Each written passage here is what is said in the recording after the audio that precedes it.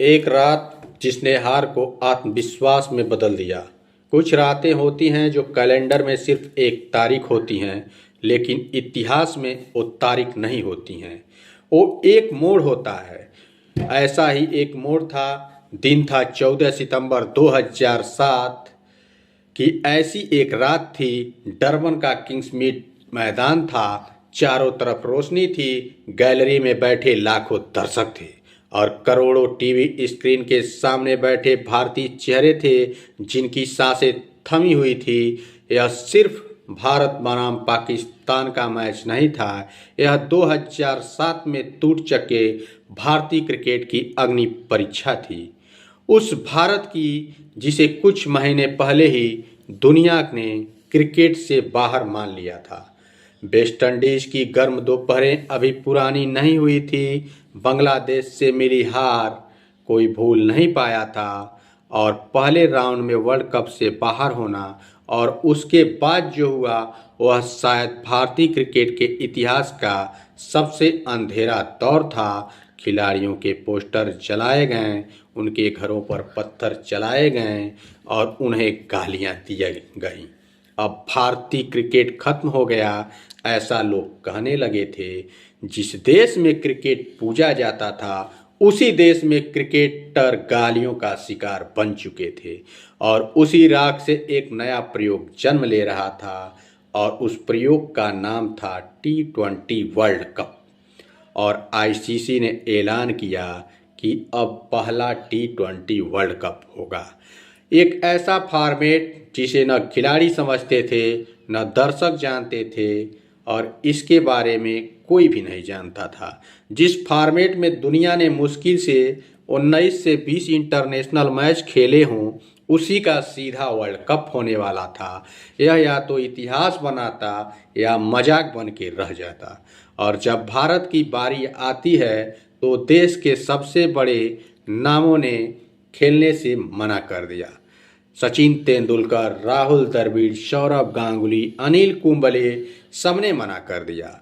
सचिन ने कहा इस फॉर्मेट के लिए नई टीम को मौका मिलना चाहिए, और शायद वही एक वाक्य था जो भारत के खिलाड़ियों की किस्मत बदलने वाला था और भारत के क्रिकेट का भविष्य लिखने वाला था। बीसीसीआई ने एक नई टीम चुनी, युवा, बेखौफ और अनुभवहीन, और उस टीम की कमान सौंपी गई महेंद्र सिंह धोनी को। लंबे बाल थे, शांत चेहरा और आंखों में एक अजीब सा आत्मविश्वास। यह वही धोनी था जिसे कप्तानी का ताज पहनने से पहले देश ठीक से जानता भी नहीं था। भारत ने इस वर्ल्ड कप से पहले सिर्फ एक T20 इंटरनेशनल खेला था। न अनुभव था, न आंकड़े थे, न कोई भरोसा था। फिर भी यह टीम साउथ अफ्रीका रवाना होती है, और जैसे किस्मत भी आज धोनी को परखना चाहता हो।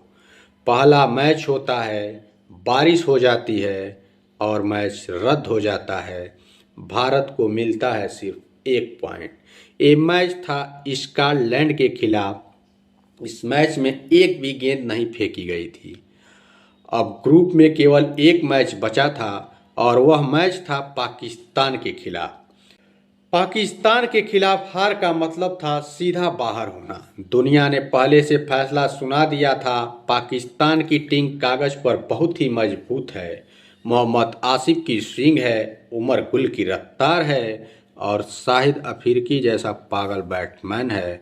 वहीं भारत के पास न सचिन थे, न गांगुली थे, न द्रविड़ थे।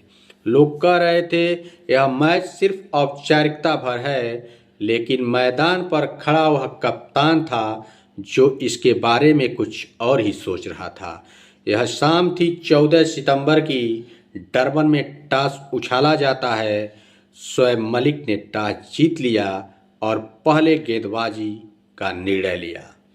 पाकिस्तान जानता था भारतीय बल्लेबाजों को अगर पहले सस्ते में निपटा दिया जाएगा तो रन चेज करना आसान हो जाएगा। और जैसे ही मैच शुरू हुआ, मोहम्मद आसिफ ने पहले ही ओवर में यह साबित कर दिया और गौतम गंभीर को शून्य पर आउट किया। अगले ओवर में सहवाग 5 रन बनाकर पवेलियन चले गए। फिर युवराज सिंह खाता भी नहीं खोल पाए और दिनेश कार्तिक आते हैं, मोहम्मद आसिफ की जादुई गेंद के लपेटे में पड़ जाते हैं और आउट होकर फिर चले जाते हैं। 4 ओवर 4 विकेट और स्कोर था 18 रन। पूरा स्टेडियम सन्न था। टीवी के सामने बैठे करोड़ों लोग रिमोट नीचे रख चुके थे और मैच खत्म होना ही मान रहे थे। उन्हें लग रहा था बस फिर वही वर्ल्ड कप की कहानी दोहराई जाएगी। लेकिन तभी मैदान पर आता है एक तूफान जिसके बारे में इतिहास अभी कुछ जानता भी नहीं था। महेंद्र सिंह धोनी। उसके चेहरे पर न डर था न जल्दबाजी थी और साथ निभाने आ रहे थे रॉबिन उथप्पा। दोनों ने तय किया यह लड़ाई अब विकेट बचाने की नहीं रह गई है, अब यह लड़ाई सम्मान बचाने की है। उन्होंने एक एक रन 2-2 रन लेकर स्कोर को धीरे धीरे आगे बढ़ाया और इसी बीच उथप्पा ने अपना अर्धशतक भी पूरा किया। ड्रेसिंग रूम में पहली बार मुस्कान लौटी थी। धोनी दूसरी तरफ चट्टान भर के खड़े रहे। आखिरकार भारत ने 20 ओवर में 141 रन तक भारत का स्कोर पहुंचाया। स्कोर तो लग रहा था बहुत छोटा है, लेकिन मैच अभी तक जिंदा था। मैच मरा नहीं था। अब बारी थी हमारे गेंदबाजों की। आरपी सिंह पहली ओवर लेकर आते हैं और इमरान नजीर का स्टंप उखाड़ देते हैं। लेकिन फिर सलमान बट और कामरान अकबर मिल के पाकिस्तान को आगे ले जाते हैं और तभी आया वह पल जिसने मैच की दिशा ही बदल दी। युवराज सिंह ने एक ऐसा गेंद थ्रो किया जो सीधे विकेट पर लगा। पूरे स्टेडियम में चीख मच गई। पाकिस्तानी दर्शक सन्न रह गए और अकमल पवेलियन वापस लौट गए।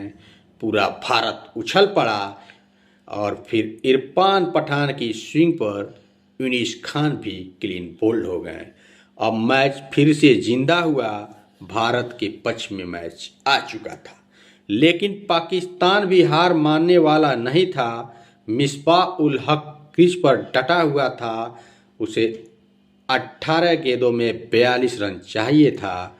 कुछ भी असंभव नहीं था। और फिर आया आखिरी ओवर। श्रीसंत के हाथ में गेंद थी। मिसबाह स्ट्राइक पर था।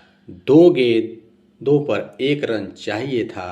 पूरा भारत सन्न था और तभी धोनी आगे बढ़े। उसने फील्ड बदली और हर सिंगल पर जैसे लाक लगा दिया हो। मैदान एक शतरंज की बिसात पर बिछा दिया गया। आखिरी गेंद थी। मिसबाह कट खेलते हैं, तभी युवराज थ्रो करते हैं और वो रन आउट हो जाते हैं। मैच टाई हो गया। कहानी यूं खत्म नहीं हुई थी। अब मैच का नतीजा बॉल आउट से निकलने वाला था। धोनी तैयार थे, पाकिस्तान नहीं था। 3 निशाने और 3 हिट भारत ने किए। भारत मैच जीत गया और उसी रात भारतीय क्रिकेट ने दोबारा सांस ली और दुनिया ने धोनी को नमस्कार किया।